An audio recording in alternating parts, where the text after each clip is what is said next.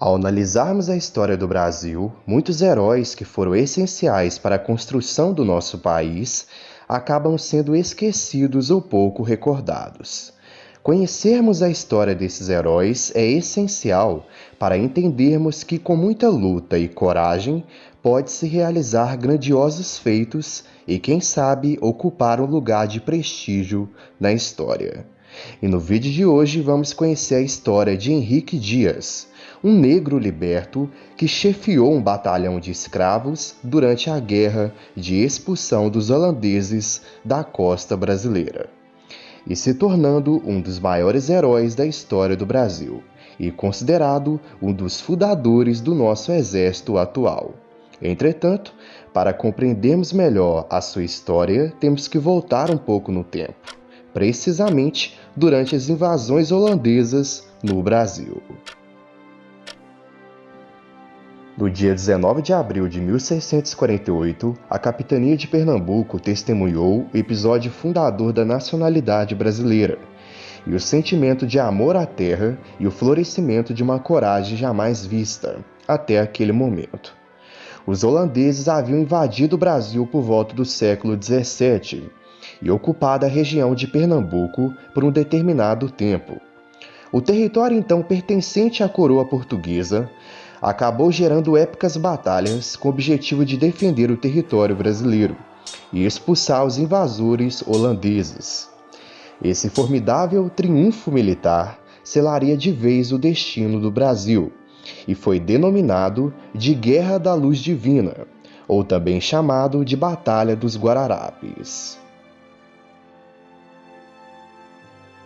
Essa batalha pela defesa da nação reuniu lideranças indígenas, negras e portuguesas, com o intuito de defender a nação e expulsar os holandeses do território brasileiro. E nesse cenário entra em cena o destemido Henrique Dias.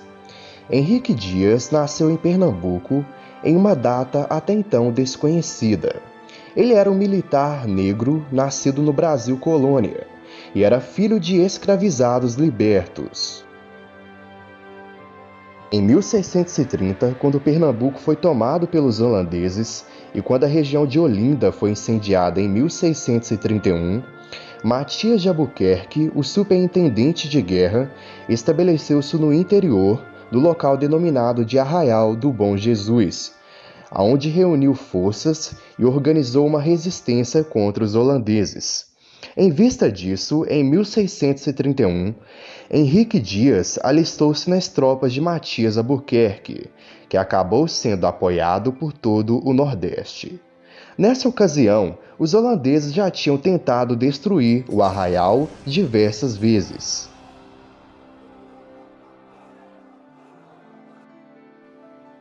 Henrique Dias recrutou um grande efetivo de negros escravizados e partiu para a batalha com grande coragem. Durante o combate, Henrique Dias lutou com dedicação e braveza e em um determinado momento acabou perdendo a sua mão esquerda em um combate. Porém, ao perder a sua mão, ele afirmou que lhe bastaria ter a mão direita para defender a sua terra e o seu rei. Mesmo ferido em batalha, Henrique Dias, durante o cerco no Recife, estabeleceu uma estância nos arredores das Graças, em um ponto mais próximo da localização holandesa. Henrique Dias participou de inúmeros combates e distinguiu-se por sua bravura nos combates de Igaraçu, e mesmo ferido diversas vezes, incluindo a ocasião que perdeu um de seus braços, ao ser atingido por um tiro de arcabuz, ele não se abateu e decidiu a vitória do conflito. Seu ato de bravura acabou lhe rendendo reconhecimento. Hoje em dia, os batalhões brasileiros compostos de soldados negros eram chamados de Henrique Dias, ou dos Henriques.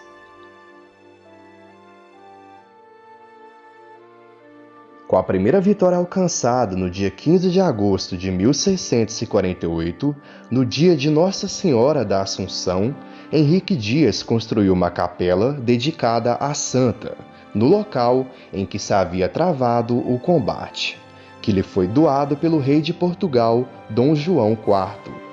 No lugar da capela está hoje a igreja de Nossa Senhora da Assunção. ou Igreja das Fronteiras, que era o nome do local na época. Em uma determinada ocasião, estando temporariamente em trégua com a Holanda, o rei Dom João IV de Portugal acabou proibindo a continuação dos conflitos. Entretanto, nessa ocasião, Henrique Dias, sem autorização, acabou escrevendo uma carta para os holandeses que dizia: "Meus senhores holandeses, meu camarada, o camarão, não está aqui, mas eu respondo por ambos. Saibam vossas mercês que Pernambuco é pátria dele e minha pátria, e que já não podemos sofrer tanta ausência dela. Aqui havemos de perder as vidas, ou havemos de deitar a vossas mercês fora dela. E ainda que o governador e sua majestade nos mande retirar para a Bahia, primeiro que o façamos, havemos de responder-lhes e dar-lhes as razões que temos para não desistir desta guerra." Esse relato mostra o amor pela nação em que Henrique Dias também compartilhava. Devido aos serviços prestados, Henrique Dias recebeu os títulos concedidos pelo rei Dom João IV de Cavaleiro da Ordem de Cristo e também recebeu a patente de mestre de campo com direito a um soldo. Além disso, o genro de Henrique Dias, Pedro de Val, também herdou os títulos de Henrique Dias, que incluíam a Comenda de Solve e o título de Cavaleiro da Ordem de Cristo. Esses títulos raros eram concedidos para poucos, incluindo até portugueses. Além do mais, sua filha se casou com o capitão do Terço de Homens Pretos e Mulatos, conhecido como Amaro Cardigo, que também era negro. Henrique Dias também pediu a liberdade para todos os seus soldados e o pagamento de pensão para eles, o qual foi atendido pelo rei de Portugal. Henrique Dias acabou falecendo no Recife, em Pernambuco, no dia 7 de junho de 1662, e foi sepultado no convento de Santo Antônio, em Recife. Hoje em dia, o nome de Henrique Dias está presente no Livro dos Heróis da Pátria, de acordo com o decreto de 6 de agosto de 2012, o que reconhece a importância desse grande herói e guerreiro para o Brasil. Essa é a história de Henrique Dias. A Guerra da Luz Divina, também conhecida como Batalha dos Guararapes, destacou-se um grande herói da história do Brasil, um português que combateu heroicamente os invasores holandeses, possuindo um vasto conhecimento e experiência em táticas de guerrilha e emboscadas. Antônio Dias Cardoso recebeu a alcunha de mestre das emboscadas. Sua participação foi essencial para as vitórias conquistadas na Batalha dos Guararapes. Antônio Dias Cardoso é considerado o patrono das Forças Especiais do Exército Brasileiro. Além do mais, ele é o patrono do 1º Batalhão de Forças Especiais. Entretanto, para compreendermos sua história, temos que voltar um pouco no tempo. Há poucos registros sobre a história de Antônio Dias Cardoso, porém, acredita-se que ele tenha nascido na cidade portuguesa do Porto, no início do século XVII. E tudo indica que ele veio ainda criança para o Brasil junto com sua família. Quando os holandeses invadiram o Brasil, ele participou ativamente da resistência organizada pelo bispo Dom Marcos Teixeira, na Companhia das Emboscadas, compostas por 25 a 30 homens, dedicados a atacar o inimigo de surpresa. Essa estratégia teve grande sucesso, pois restringiu a ocupação holandesa ao interior das muralhas de Salvador, impedindo a expansão pelo litoral até que uma força ibérica chegasse para libertar a cidade e capturar os invasores. Entre os seus feitos militares, destacam-se sua participação na defesa de Salvador e na Batalha do Monte das Tabocas, na Batalha de Casa Forte e na dos Guararapes, no litoral de Pernambuco e nas proximidades de Recife. Em uma de suas campanhas militares, ele foi incumbido de uma importante missão dada pelo general André Vidal de Negreiros. O objetivo era percorrer sigilosamente a capitania da Bahia e de Pernambuco. Ele acabou viajando pelas capitanias, simulando ser um mero desertor. Entretanto, o objetivo real de sua missão era de organizar um pequeno exército e prestar informações acerca do inimigo ao longo do percurso de 160 léguas. O grupo que ele comandava era formado por mazombos, que eram portugueses nascidos no Brasil, negros, brancos e também índios. Ele foi responsável por comandar e instruir o grupo de soldados, e logo após a guerra, esse grupo ficou conhecido como Exército Patriota.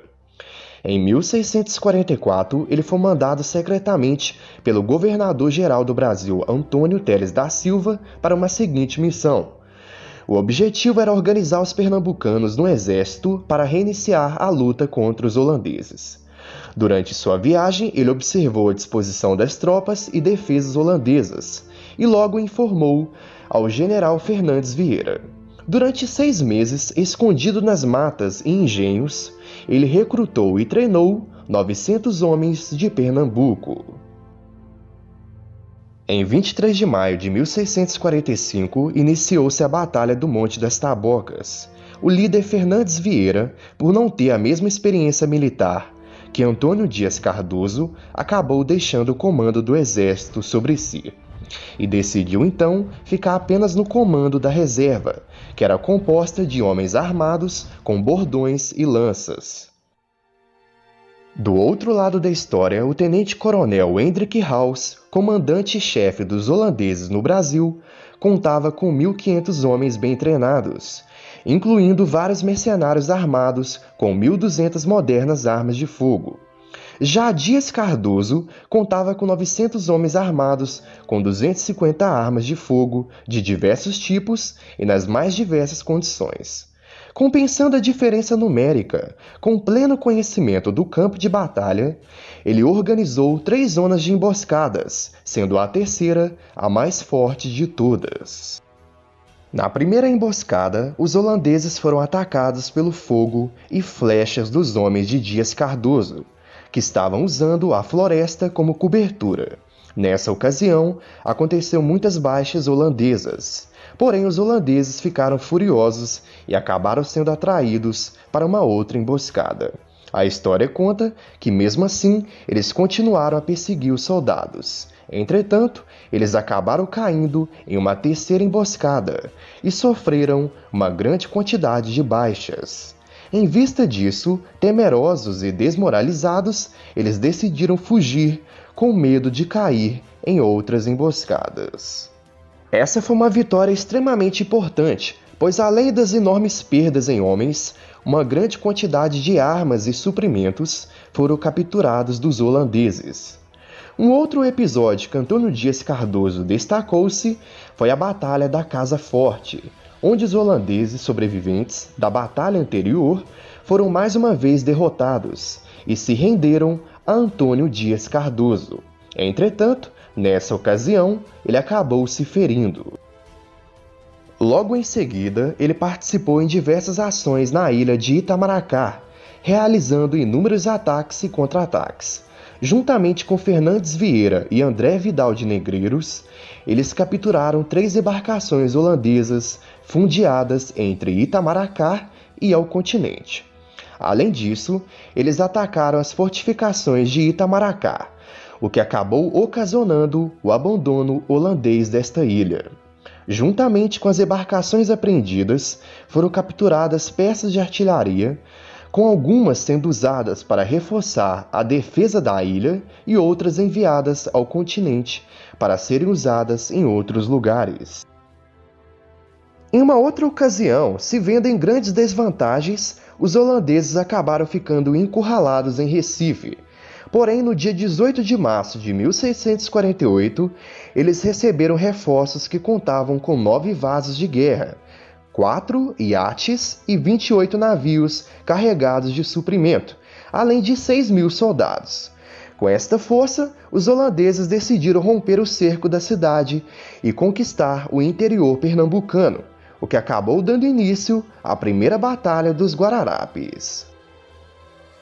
Durante essa batalha, Antônio Dias Cardoso, que era o número 2 no comando, destacou-se ao realizar um ataque frontal sobre os holandeses, através do Boqueirão, entre o Monte do Oitizeiro e os Alagados, e isso acabou resultando no rompimento das defesas holandesas.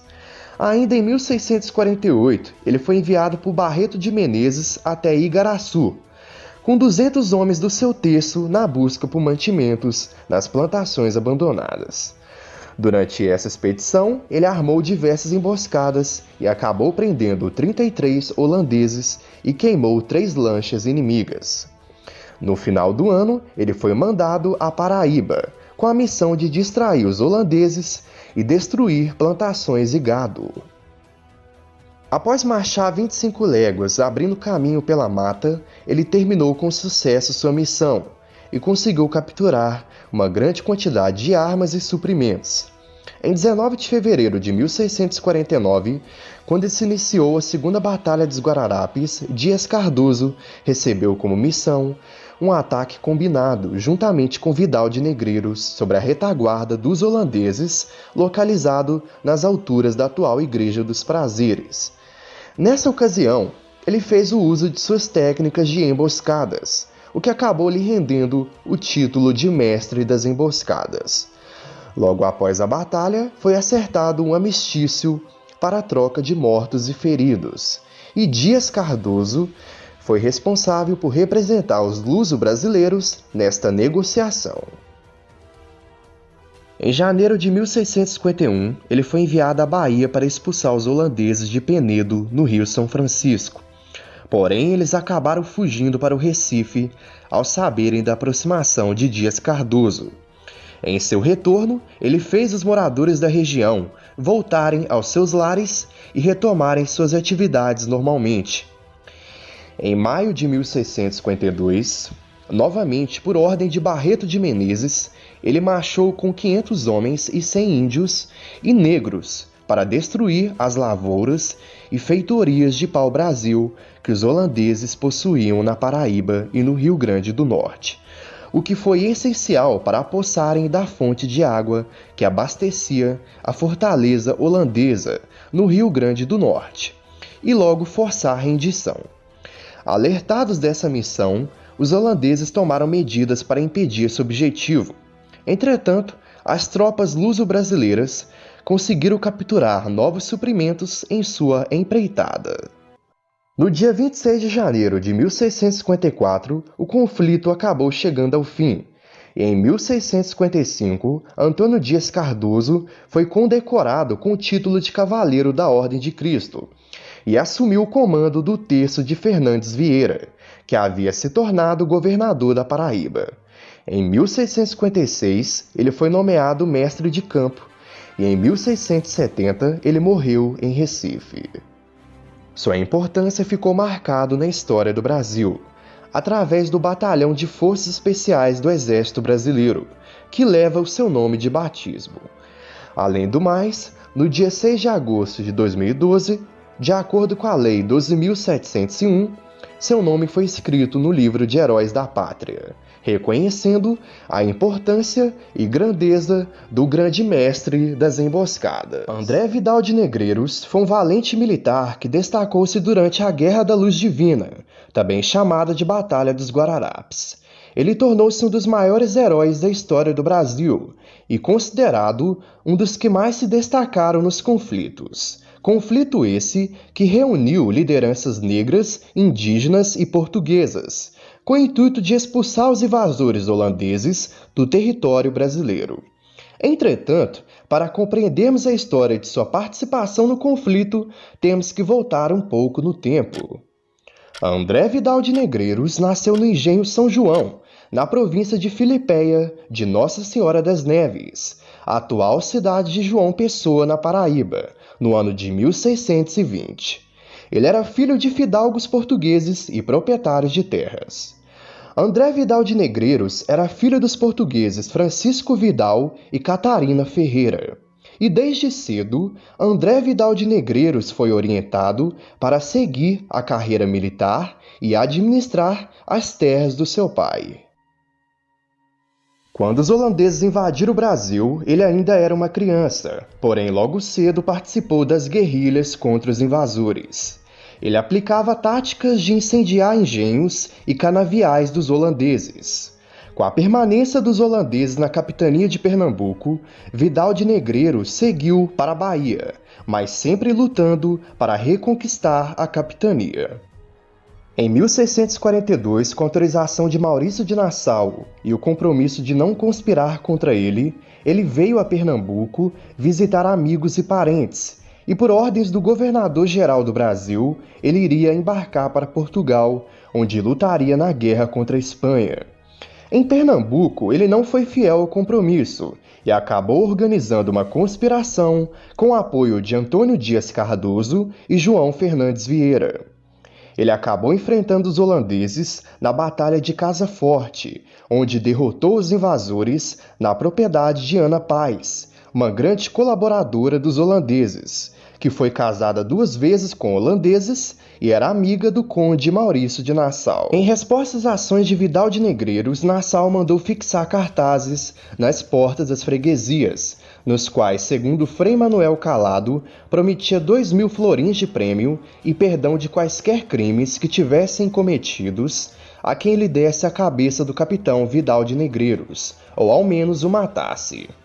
Ao saber das ordens de Maurício de Nassau, ele ordenou que fixassem nas portas das igrejas outro edital, que dizia que recompensaria por 6.000 cruzados de ouro, pagos à vista, a quem lhe trouxesse a cabeça de Maurício de Nassau, ou também o matasse.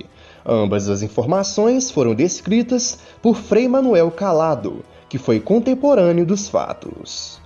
André Vidal de Negreiros participou do cerco ao Recife, onde foi ferido ao entrar com suas tropas no Forte das 5 Pontas, no extremo sul da ilha de Antônio Vaz, onde se localiza hoje o bairro de Santo Antônio. Ele também lutou nas 2 batalhas dos Montes Guararapes, ao sul do Recife. A primeira em 19 de abril de 1648 e a segunda em 19 de fevereiro de 1649, sendo os holandeses derrotados nas 2 batalhas. Em 1655, pelo reconhecimento de seus serviços, ele foi encarregado de levar ao rei Dom João IV a notícia da expulsão dos holandeses, e em recompensa pelos seus grandes feitos, ele foi condecorado pelo rei com os títulos de Alcaide de Marialva e concedeu-lhe o hábito da Ordem de Cristo. Além do mais, ele foi nomeado governador e capitão-geral da Capitania do Maranhão e do Grão-Pará. Posteriormente, ele tornou-se governador da Capitania de Pernambuco e também de Angola, e novamente de Pernambuco. Porém, ficou à frente deste último cargo por apenas poucos meses. André Vidal de Negreiros nunca chegou a se casar.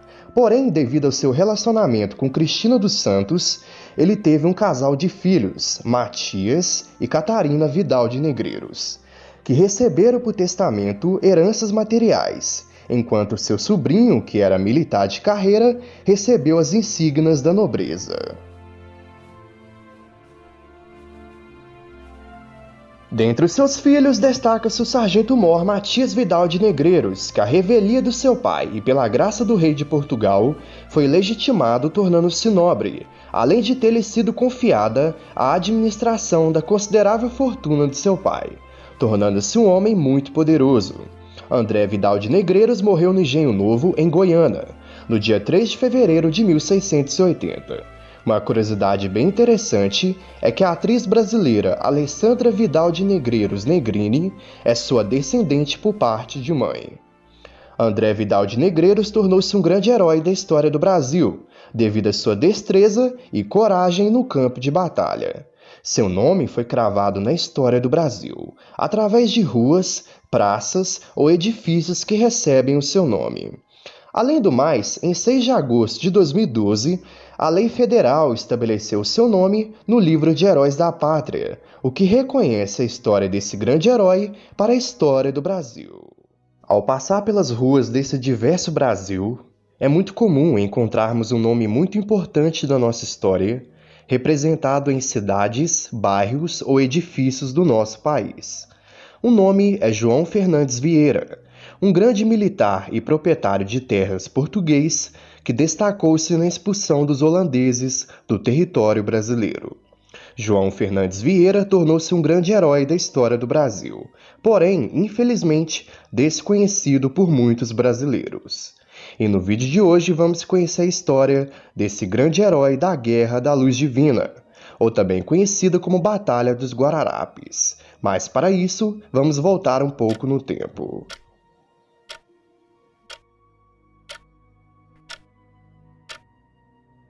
João Fernandes Vieira nasceu provavelmente na Ilha da Madeira, em 1610. Ele era de origem humilde e era mulato. De acordo com o historiador português Veríssimo Serrão, ele migrou para a capitania de Pernambuco, no Brasil, em 1620, possivelmente com menos de 10 anos de idade. Em Pernambuco, ele exerceu pequenas atividades até 1635, quando a proteção dos holandeses lhe fizeram adquirir alguns meios de fortuna. Em vista disso, ele tornou-se senhor de 5 engenhos. Conforme o historiador brasileiro Oliveira Lima, João Fernandes Vieira, apesar de ser mestiço, governou Angola e também Pernambuco.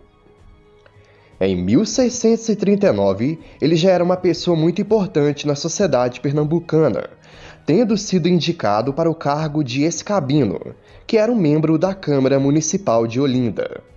A posteriori, ele também foi membro da Câmara de Recife, de julho de 1641 a junho de 1642. Em 1643, ele casou-se com Maria César, filha do madeirense Francisco Berenge de Andrada. Com o casamento, João Fernandes Vieira ingressou definitivamente na aristocracia rural pernambucana. No período em que o domínio holandês parecia ser consolidado e Maurício de Nassau procurava desenvolver uma política conciliadora, João Fernandes Vieira mantinha bom relacionamento com a Companhia das Índias Ocidentais e com o próprio Maurício de Nassau. Entretanto, após Portugal restaurar sua independência da Espanha em 1640 e após a coroação do rei português Dom João IV, a relação entre Portugal e Holanda começou a se deteriorar.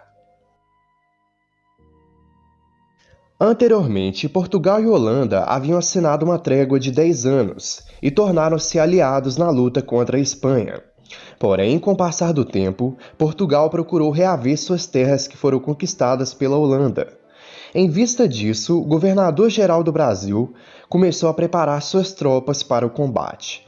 E entre esses combatentes estavam os líderes locais André Vidal de Negreiros, Henrique Dias e Felipe Camarão, que logo fizeram contato com Fernandes Vieira.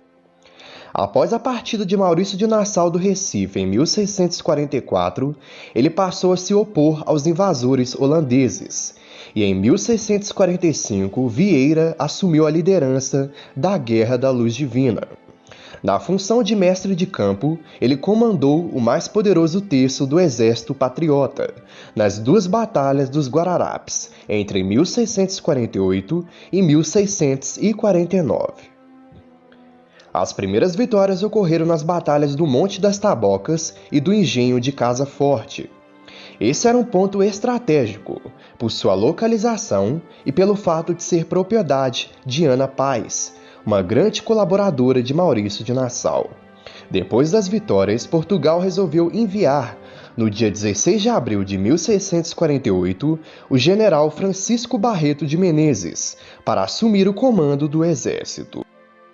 Aos poucos, os luso-brasileiros foram recuperando o controle dos engenhos e das povoações. Em um determinado momento, os luso-brasileiros realizaram o cerco à cidade do Recife, onde estava concentrada a maior parte dos holandeses, que logo fugiram para os Montes dos Guararapes, onde foram travadas duas batalhas. A primeira no dia 19 de abril de 1648, e a segunda em 1649, onde concretizou a vitória luso-brasileira.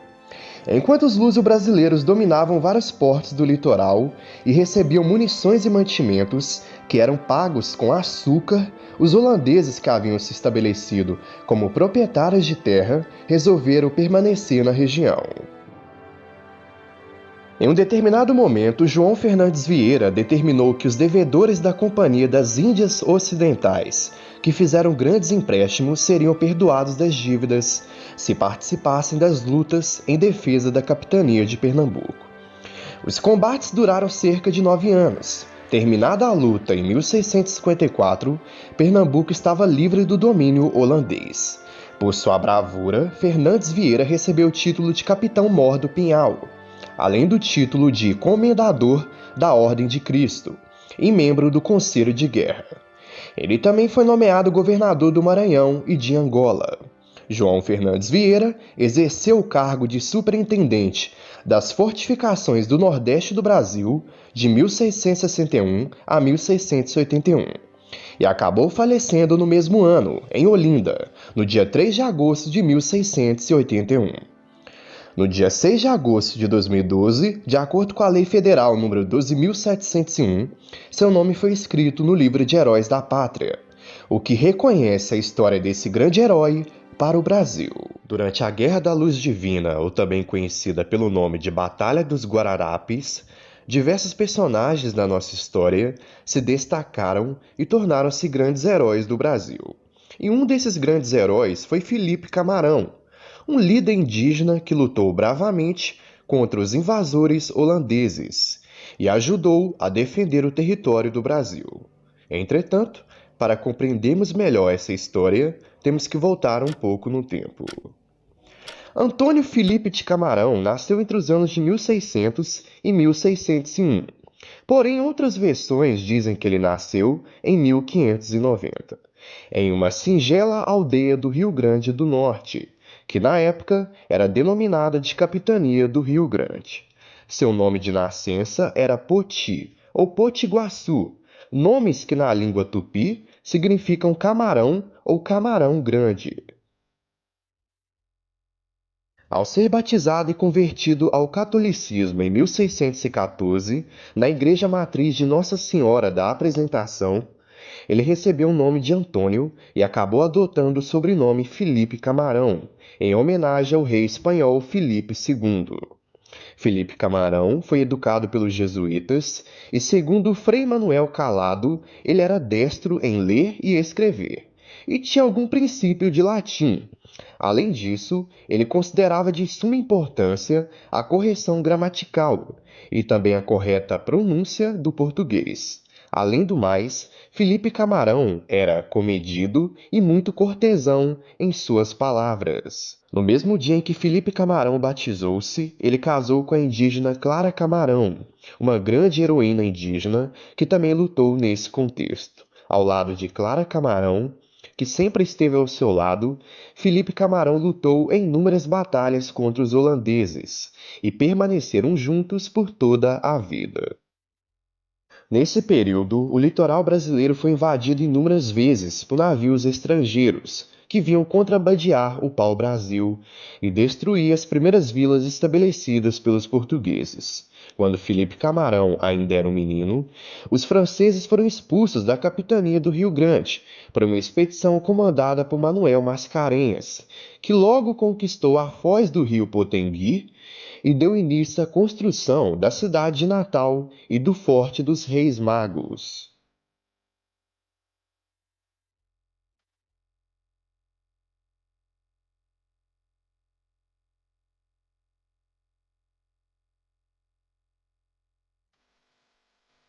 Em 1614, Felipe Camarão acompanhou o capitão Jerônimo de Albuquerque na reconquista da capitania do Maranhão, onde os franceses haviam fundado a cidade de São Luís. Nessa ocasião, ele reuniu cerca de 200 dos seus melhores guerreiros, que se juntaram aos 300 portugueses. Em vista disso, Jerônimo de Albuquerque e seus comandados estabeleceram-se na Baía de São Marcos, em frente a São Luís, e logo fundaram o Arraial de Santa Maria, lugar onde aguardaram o ataque dos franceses.